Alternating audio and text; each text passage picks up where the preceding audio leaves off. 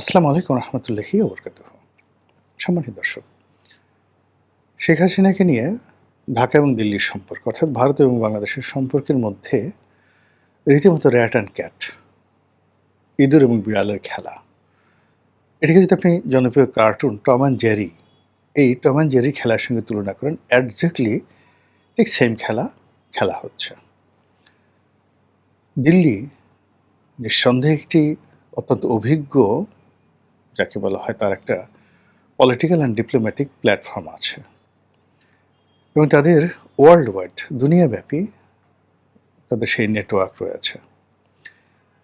যে কোনো একটা ছোট বিষয়কে বিরাট করে তুলে ধরা,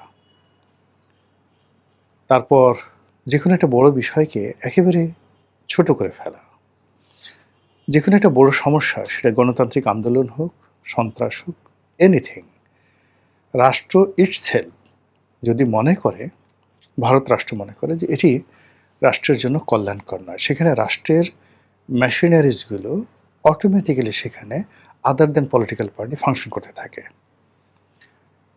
যেমন ধরুন, তাদের জুডিশিয়ারি, তাদের মিলিটারি, তাদের সিভিল সার্ভিস, তাদের বিভিন্ন গোয়েন্দা সংস্থাগুলো, এই সংস্থাগুলো অটো ফাংশন করে দেশের ভিতরের এবং বাইরের অরাজকতা দূর করার জন্য, এবং এক্ষেত্রে বিশ্বাস করেন যে তাদের কোনো পলিটিক্যাল নেতৃত্বের কোনো রকম, যাকে বলা হয় এখানে অনুমোদন, প্রলোভন কিংবা কমেন্ট দরকার হয় না। বোঝার চেষ্টা করুন যে বাংলাদেশ এবং ভারতের যে সম্পর্কটি, এই সম্পর্কটি অনলি 10% সম্ভবত পলিটিক্যাল ডিজায়ার, আর বাকি 90%, সেই 90% হলো ভারত নামক যে রাষ্ট্রীয় কাঠামো, রাষ্ট্রসত্তা, সেই সত্তার অটো ফাংশনের মধ্যে পড়ে গেছে। যেমন ধরুন, আমাদের সাথে তাদের প্রায় 4500 কিলোমিটারের সীমান্ত রয়েছে। এই সীমান্তে তাদের যে সীমান্তরক্ষী বাহিনী যে কাজগুলো করবে, এটার একটা অটো সাজেশন আছে। সীমান্ত ঘিরে যে সীমান্তরক্ষী বাহিনীর বাইরে কতগুলো ক্যান্টনমেন্ট আছে। এরপরে সীমান্ত ঘেরা যে 7 সিস্টার, 7টি রাজ্য রয়েছে, সেই 7টি রাজ্যের যে রাষ্ট্রীয় কাঠামো, সেই রাষ্ট্রীয় কাঠামোর কতগুলো অটো ফাংশন আছে। এরপর ভারতের কেন্দ্রীয় কমান্ড, সেনাবাহিনীর কেন্দ্রীয় কমান্ড, ভারতের যে যারা বিদেশের মাটিতে ভারতের স্বার্থ সংরক্ষণ করে, গোয়েন্দা সংস্থা like CIA or like MI6, ব্রিটেনের MI6-এর মতো।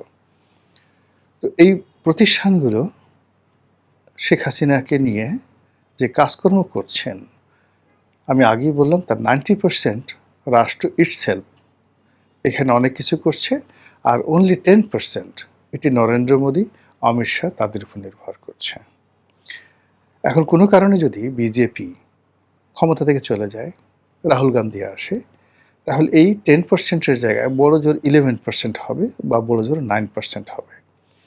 বাকিটা কিন্তু বাংলাদেশের সাথে ভারতের যে সম্পর্ক, সেই সম্পর্কটা তারা তাদের যে রাষ্ট্রীয় কাঠামোর যে অটো ফাংশনাল ইনস্টিটিউশনগুলো রয়েছে, সেই ইনস্টিটিউশনের মধ্যে তাদেরকে ঢুকিয়ে দেওয়া হয়েছে।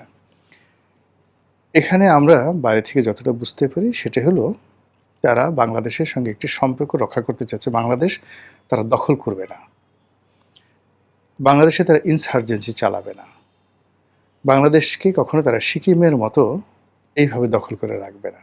কেন রাখবে না? তাদের এই যে 7টি রাজ্য আছে, এখানে তাদের যে একটা পলিটিক্যাল ডেমো আছে, এরপর এর বাইরে তাদের যে একটা ভূতাত্ত্বিক বিধি ব্যবস্থা রয়েছে, তাদের যে একটা ভাষাতাত্ত্বিক ব্যবস্থা রয়েছে, এবং কালচারাল হেজিমনি যেটিকে বলা হয়, সেই কালচারাল হেজিমনিটা সম্পূর্ণ চেঞ্জ হয়ে যাবে। প্রথমত ধরুন যে আমাদের হাজার বছরের ইতিহাসে বাংলা, বিহার, উড়িষ্যা এই রাজ্যগুলো একত্রে ছিল। বাংলা বলতে পশ্চিম বাংলা এবং বাংলা, এর সঙ্গে আসামের একটা বিরাট অংশ, আর উড়িষ্যা বলতে তো উড়িষ্যা বুঝছেন, আর বিহার। এখন বাংলাদেশকে যদি তারা দখল করার সঙ্গে সঙ্গে ভারতের এই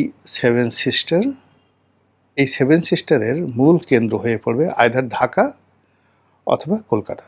তখন এই অঞ্চলে বাংলা, বিহার, উড়িষ্যা এবং এর কেন্দ্রিক যে সেভেন সিস্টার, যেটি ব্রিটিশ জমানাতে, তার আগে সুলতানি জমানাতে, মুঘল জমানাতে যেভাবে এই পুরো অঞ্চল হাজার হাজার বছর ধরে অ্যাক্ট করেছে, এবং উত্তর ভারত এবং দক্ষিণ ভারত, এবং এই অঞ্চলই উত্তর ভারতের রাজনীতি মানে দিল্লি রাজনীতি ডমিনেট করেছে, আর দিল্লি দক্ষিণ ভারতকে মানে নরেন্দ্র মোদীর যে এলাকা, সেই এলাকার মানুষদেরকে অত্যাচার করেছে।